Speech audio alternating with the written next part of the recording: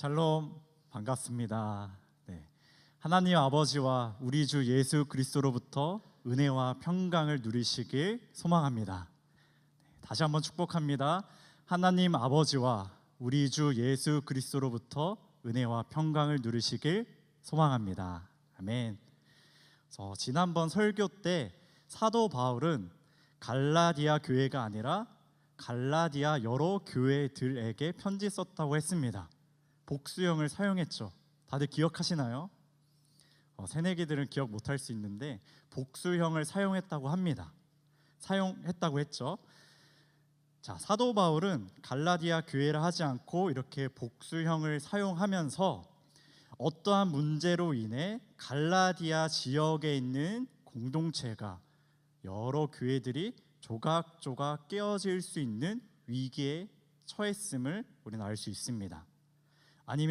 어쩌면 이미 깨어진 상황을 암시하죠. 무엇 때문에 그들이 이런 일을 겪게 됐는지 그들의 문제 속으로 오늘 한번 들어가 보겠습니다. 6절을 보면 바울은 깜짝 놀랍니다. 내가 이상하게 여기노라 라고 말하고 있죠. 바울은 놀라지 않을 수 없었어요. 그들을 이상히 여길 수밖에 없는 일이 보여지게 되었죠. 갈라디아 여러 교회들에게 어떤 일이 있었을까요? 6절 상반절에 우리는 두 가지를 파악할 수 있습니다. 한 가지는 그리스도의 은혜로 너희를 부르신 이를 속히 떠났다는 것과 다른 하나는 다른 복음을 따랐다는 것. 이 두 가지를 보고 사도 바울은 깜짝 놀랐어요. 이상하게 여겼습니다. 자, 그들을 부르신 이는 하나님이세요. 갈라디아 교인들을 부르신 이는 하나님이셨어요. 그런데 그들이 지금 하나님을 떠났다는 겁니다. 은혜로 부르신 하나님을 떠났다는 거예요. 하나님께서 그들에게 은혜를 부어주시고 그들을 은혜와 평강 안으로 불러주셨는데 속히 아주 빠르게 부르신 하나님을 떠났다는 겁니다. 이것이 그들이 복음을 듣고 정말 시간이 얼마 지나지 않아서 떠났다는 건지 복음으로 잘 지내다가 단번에 휙 돌아선 건지는 알 수 없지만 그들이 빨리 떠났다는 거예요. 하나님을 은혜로 부르신 이를 빨리 속히 떠났다는 겁니다. 그들은 제 복을 제 발로 차고 나간 것이죠. 어리석은 일을 행한 겁니다. 그러니 바울이 깜짝 놀랄 수밖에 없는 거예요. 이상하게 여길 수밖에 없는 겁니다. 사도 바울이 그들에게 불러주신 하나님을 떠났다고 평가하는 것은 갈라디아 여러 교회인들에게 너무나 심각한 위기, 그 상황을 처했다는 것을 보여줍니다. 사도 바울은 그리고 하나님의 부르심을 말할 때 그들의 삶과 연관하여서 말을 했어요. 우리 에베소서 4장 1절입니다. 우리 화면을 보면서 함께 읽겠습니다. 시작. 그러므로 주 안에서 갇힌 내가 너희를 권하노니. 자, 사도 바울은 하나님의 부르심을 말할 때 그냥 듣다 이 의미가 아니라 삶과 연관하여 말했어요. 합당한 생활을 같이 말했죠. 우리 데살로니가 4장 7절도 함께 보고 읽어보겠습니다. 시작. 하나님이 우리를 부르심은 부정하게 하심이 아니요 거룩하게 하심이니. 자, 하나님의 부르심은 거룩함과 연관되어 있다는 것을 또 알 수 있죠. 정리하면 사도 바울은 이 부르심을 이야기할 때 그리스도인의 합당한 생활, 합당한 삶, 거룩한 삶을 함께 말했다는 거예요. 자, 갈라디아 교회들은 불러주신 이 즉 하나님에게서 떠났습니다. 이 말은 그들이 그리스도인의 합당한 생활에서 벗어나게 되었다는 거예요. 거룩한 삶에서 벗어나게 되었다는 겁니다. 그러니 더욱더욱 사도 바울은 깜짝 놀라게 된 거죠. 그들은 복음을 잘 듣고 거룩하게 합당하게 생활하고 있었는데 어떤 이유에서인지 너무나도 빨리 하나님을 떠났다는 거예요. 지금 갈라디아 교회가 처한 상황이에요. 여기에서 한번 짚고 넘어가죠. 하나님을 떠난다는 것은 나를 불러주신 이 하나님을 떠난다는 것은 우리의 생활에 치명적인 위기를 가져옵니다. 한번 생각해 보세요. 하나님을 떠나서 나의 삶이 형통합니까? 하나님께 되돌아서 곁길로 가보았더니 행복한 길이었나요? 저에게 있어서는 그렇지 않았습니다. 물론 잠깐 행복감이 있을 수 있죠. 기쁨의 감이 있을 수 있죠. 어떤 느낌, 그 감정이 있을 수 있습니다. 그런데 하나님을 떠났더니 오히려 아픔과 괴로움밖에 남지 않아요. 더 고통스럽고 더 근심이 생기고 더 걱정만이 생길 뿐입니다. 하나님을 떠난 청년들이 있습니까? 하나님께 뒤돌아선 청년들이 있습니까? 오늘 이 말씀을 듣고 은혜로 불러주신 이 하나님에게로 돌아오길 간절히 소망합니다. 이번에 사도 바울이 깜짝 놀란 두 번째 이유를 봅시다. 갈라디아 여러 교회들은 다른 복음을 따라서 떠났습니다.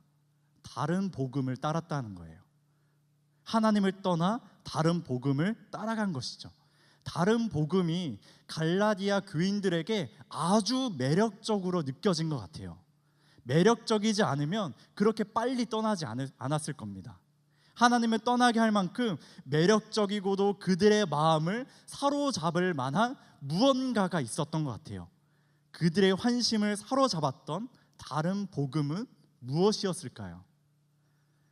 당시 상황을 보면 그리스도인이면서 할례를 받아야 한다고 주장하는 사람들이 있었어요. 자, 할례는 무엇인가요?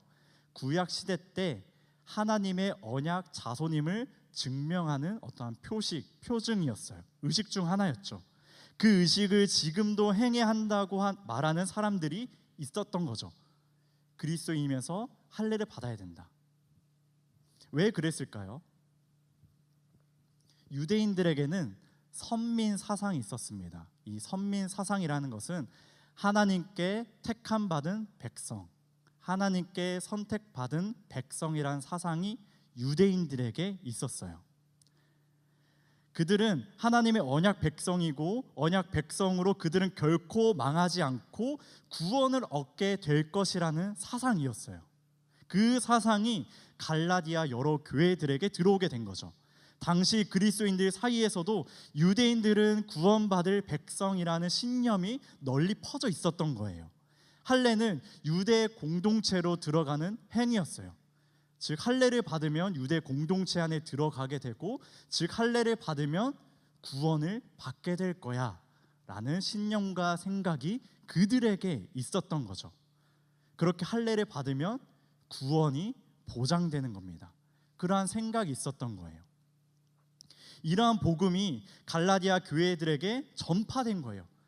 그들의 마음에 이것이 확 들어온 거예요. 아주 매력적으로 구미 당기게 들어온 겁니다. 그들 중 한 명 한 명이 할례를 받게 되는 거죠. 할례는 이렇게 구원받을 공동체로서의 정체성을 말해주는 것이었어요. 할례를 받으며 유대인과 같은 신분을 얻게 되고 구원을 보장받는다고 생각한 것이죠. 실상은 구원받은 자로서의 삶이 없는데 나는 할례를 받았으니까 구원받게 될 거야, 이런 사상이 들어오게 된 거예요. 경건의 능력이 아닌 경건의 모양만이 남게 되는 거죠. 사도 바울이 전한 복음과는 전혀 다른 복음이었고, 갈라디아 여러 교인들이 이것을 들었을 때 그것을 따라가게 되었다는 거예요. 이어서 우리 갈라디아서 1장 7절을 읽어보죠. 우리 성경책이나 화면을 보면서 읽겠습니다. 시작. 다른 복음은 없나니 다만 어떤 사람들이, 자, 바울은 다른 복음은 없다 확실하게 말합니다. 다른 복음은 없다. 그것은 복음이 결코 아니다 라고 말하고, 다만 사도 바울은 교란과 왜곡만이 있다고 말을 하는 거예요. 여기에서 교란을 자세히 풀어서 설명하면 요동하게 하다예요. 요동하게 하다. 어떤 사람들이 그들을 요동치게 한 것이죠. 그들의 사고와 마음이 다른 복음으로 인해 요동하게 됩니다. 왜 요동하게 되는 걸까요? 우리의 생각과 우리의 마음이 자, 내가 생각했던 것에 다른 생각이 들어오게 되면 우리는 판단을 해야 됩니다. 내 생각이 맞는지 다른 생각이 맞는지 우리는 판단을 하게 돼요.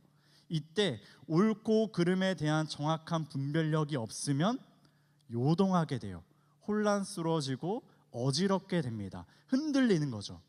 내가 맞는 건가? 저게 맞는 건가? 내가 틀린 건가? 저게 틀린 건가? 이렇게 막 요동하게 돼요. 이러한 교란은 인류가 얼마 시작하지 않아서 시작되었어요. 우리 창세기로 한번 가보죠. 창세기 3장에 가면 선악과 사건이 등장합니다. 하와는 선악과에 대해 한 가지만 생각하면 됐어요. 아담이 하나님께 너 선악을 알게 하는 나무의 열매를 먹으면 반드시 죽어. 아담이 들었고 이것을 자신의 아내 하와에게 말했을 겁니다. 하와는 그 한 가지만 생각하면 됐죠. 선악을 알게 하는 나무의 열매를 먹으면 반드시 죽는다. 이거 한 가지만 생각하고 하나님의 말씀에 순종하면 됐어요. 그런데 뱀이 다가오죠.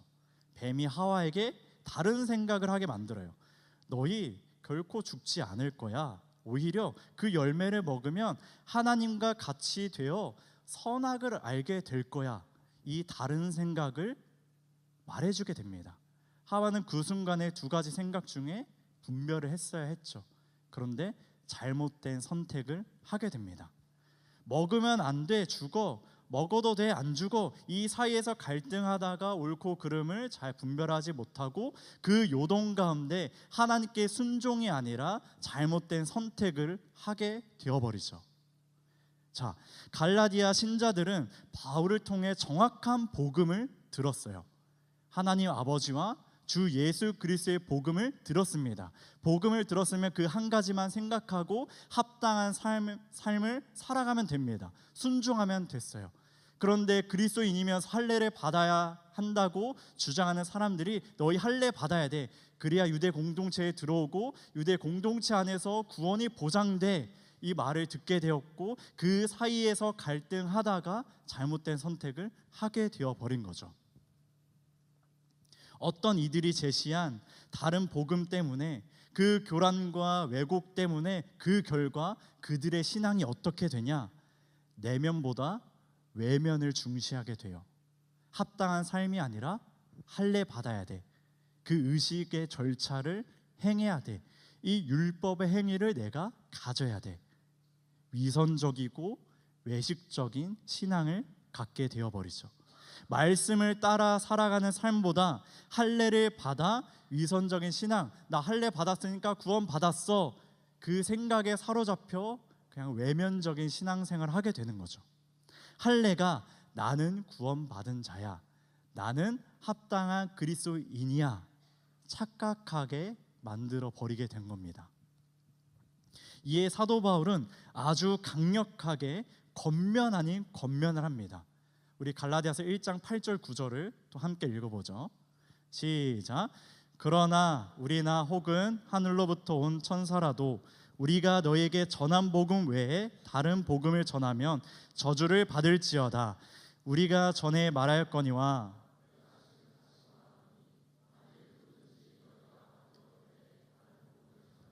저주를 받을지어다. 자, 사도 바울은 8절과 9절에 저주를 받을지어다 두 번 반복해서 사용합니다. 바울이 강력하게 말하고 있다는 게 느껴지죠. 바울은 다른 복음을 따라서는 안 되고 다른 복음을 전해서는 안 된다고 강력하게 마음을 다해 호소하고 있는 거예요. 그만큼 심각한 문제라는 거죠.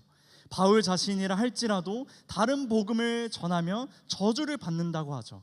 하늘의 천사라고 할지라도 다른 복음을 전하면 저주를 받는다고 말을 해요. 바울은 이것을 전에도 말했고 지금도 말하면서 누구든지 너희가 받은 것 외에 다른 복음을 전하면, 다른 복음을 따르면 저주를 받을 것이다 라고 말하면서 겉면 아닌 겉면, 그들이 다시금 은혜로 부르신 이 하나님께로 돌아오기를 간절히 바라면서 말하고 있죠.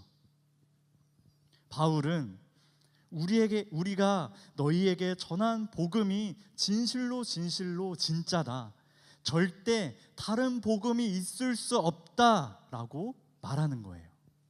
이것을 강조하고 또 강조하죠. 바울은 너무 안타까워서, 너무 마음이 안타까워서 그들이 다시금 바른 길로 돌아올 수 있도록 힘주어서 말하고 있는 겁니다. 그들의 잘못된 생각과 판단으로 하나님을 떠나 다른 복음을 따라가고 있는 자들이 다시금 돌아오길 바랬던 거죠. 자, 우리를 한번 살펴보죠. 우리에게 있는 다른 복음은 무엇입니까? 좀 더 구체적으로 그리스도인이라고 착각하게 만드는 위선적인 신앙의 모습이 나에게 있지 않습니까? 위선적인 신앙이 아닌지 옳고 그름을 분별하지 못한 채 잘못된 선택을 하고 순종이 아닌 착각 속에서, 경건의 모양 속에서 살아가고 있는 모습이 내 안에 없는지 자세히 살펴보아야 합니다. 다른 복음이 진짜 복음인 마냥 그렇게 살아가고 있다면 너무 안타까운 일이죠. 착각하면서 신앙생활하고 있는데 나는 진짜라고 생각하지만 그것이 다른 복음이었고 착각하고 살아가고 있다면 너무 안타까운 일이죠. 잘못된 길을 걸어가고 있는데 그 길로 가면 그 길의 끝은 낭떠러지인데 착각 속에서 앞만 보고 살아간다면 너무나 안타까운 일이죠. 깜짝 놀랄 일입니다.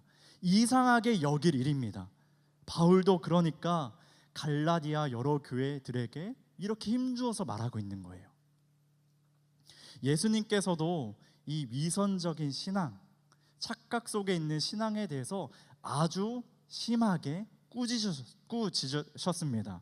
마태복음 23장 25절을 보면 제가 읽어드릴게요. 화 있을진저 외식하는 서기관들과 바리새인들이여, 잔과 대접의 겉은 깨끗이 하되 그 안에는 탐욕과 방탕으로 가득하게 하는도다. 그리고 27절 28절도 읽어드릴게요. 화 있을진저 외식하는 서기관들과 바리새인들이여, 회칠한 무덤 같으니 겉으로는 아름답게 보이나 그 안에는 죽은 사람의 뼈와 모든 더러운 것들이 가득하도다. 이와 같이 너희도 겉으로는 사람에게 옳게 보이되 안으로는 외식과 불법이 가득하도다. 예수님께서는 이 위선적인 신앙에 대해서 화 있을진저라고 말하면서 강하게 꾸짖으셨죠. 바리새인들은 외식과 위선의 대명사입니다. 그들은 율법을 아주 잘 지켰어요. 율법의 행위들, 어떤 의식들, 절기들 잘 지켰습니다. 율법을 지킴으로 자신들이 하나님의 백성이라고 생각했죠. 이러이러한 것을 지키면 나는 하나님의 백성이라고 할 수 있어. 나는 거룩한 하나님의 백성이야. 이렇게 생각하면서 신앙생활했어요.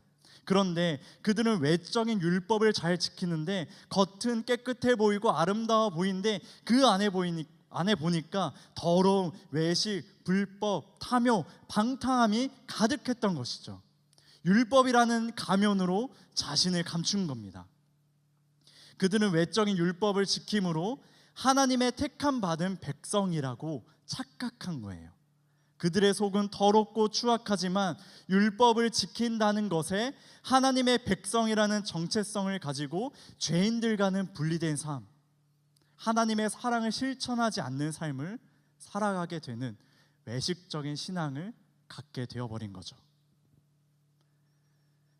우리나라 신학자 중에 김세윤 박사라고 있습니다. 그분이 쓴 책이 복음이란 무엇인가 라는 책인데요, 이 책에서 한 가지 개념이 나오는데 바리새적 소극적 경건주의라는 개념이 나옵니다. 그 한 대목을 제가 읽어드릴게요. 바리새 운동은 말하자면 모세 율법, 특히 제사장들의 거룩성을 확보하기 위해 레위기의 거룩과 정결의 법들을 철저히 지켜온 이스라엘이 하나님으로부터 선택된 거룩한 제사장들의 민족이라는 이상을 실현하도록 노력한 운동입니다. 자, 이 바리새인들은 모세 율법을 철저히 지키는 것이 거룩이라고 생각했어요. 그리고 율법을 철저히 지켜야 하나님의 택함 받은 백성으로서 거룩하게 살아가는 것이라고 여긴 것이죠. 이어서 이렇게 말합니다. 그러나 다수의 바리새인들은 하나님의 백성됨을 하나님의 통치를 적극적으로 받는 것으로 이해하지 않고 기껏해야 자신의 몸을 깨끗하게 관리하고 음식이나 가리며 불결한 죄인들로부터 분리하는 것 정도로 생각했습니다. 다시 말해 말씀과 기도의 경건 생활을 하지만 삶에서는 예수님의 사랑과 섬김과 헌신의 삶이 나타나지 않는다는 거예요. 바리새인들은 11조를 아주 잘했어요. 땅에서 자라는 채소의 11조까지 드렸거든요. 이러한 경건 생활을 잘했어요. 하지만 거기에서 멈추어 버렸어요. 하나님의 사랑, 이웃 사랑을 실천하지 않았어요. 경건의 모양으로 죄인들과 분리된, 관계하지 않는 삶을 살았죠. 사랑과 긍휼, 믿음과 정의를 버리고 소극적인 경건주의, 말씀과 기도만 열심히 하는 외면적으로 보이는 신앙생활에만 초점을 맞추고 살아갔던 거죠. 그러면서 자신들이 하나님의 백성, 구원받은 백성이라고 착각하면서 살아간 겁니다. 예수님은 이를 화일슬진저하면서 심히 질책하신 것이죠. 우리를 한번 생각해 볼게요. 많은 그리스도인에게도 이 바리새적 소극적 경건주의가 자리 잡고 있는 것 같아요. 말씀과 기도, 훈련과 교회 안에서의 프로그램을 많이 참여합니다. 말씀과 기도의 생활을 하면 교회의 교육과 훈련을 받으며 나의 신앙이 자라고 하나님 나라의 백성으로서 자녀로서의 정체성이 더욱 생깁니다. 강해져요. 이러한 경건 생활이 우리에게 반드시 필요한 것들이고 해야 하는 것들입니다. 그런데 이러한 경건 생활들이 자칫 잘못하면 착각하게 만든다는 거예요. 우리를 외식적인 신앙으로 만들 수 있다는 겁니다. 나는 말씀을 어느 정도 읽고 기도를 하니까 난 하나님의 자녀야. 내가 이런 활동들을 하니까, 이런 교육을 받았고 훈련을 했으니까 나는 하나님의 백성이, 하나님의 자녀야. 착각에 빠질 수 있다는 거예요. 그러면서 경건의 능력을 부인하고 경건의 모양만 남는 신앙이 될 수 있다는 거죠. 말씀과 기도의 생활이 나쁘다는 것이 아니에요. 그것이 우리를 외면적인 신앙으로 만들 수 있다는 그 위험에 있다는 것이 문제인 거죠. 진짜 신앙은 말씀과 기도, 교육과 훈련이라는 이 경건 생활이 머무는 것이 아니라 삶으로, 사랑과 섬김, 헌신의 모습으로 나타나야 한다는 겁니다. 그래서 또 김세윤 박사는 이렇게 말해요. 하나님의 통치 받는 것을 단지 음식을 가리고 죄인들과 어울리지 않고 11조 등 외형적인 몇 가지의 계율들을 지키는 것으로 국한하는 것으로는 예수가 가져온 하나님 나라가 실현되지 않습니다. 예수는 하나님 나라가 구체적으로 사랑의 이중 계명의 요구로 온다고 보았습니다. 갈라디아 교회들은 바울에게 진짜 복음을 듣고 잘 살고 있었는데 순식간에 다른 복음을 듣고 따르게 되었고 외식적인 위선적인 신앙으로 살아가게 되었죠.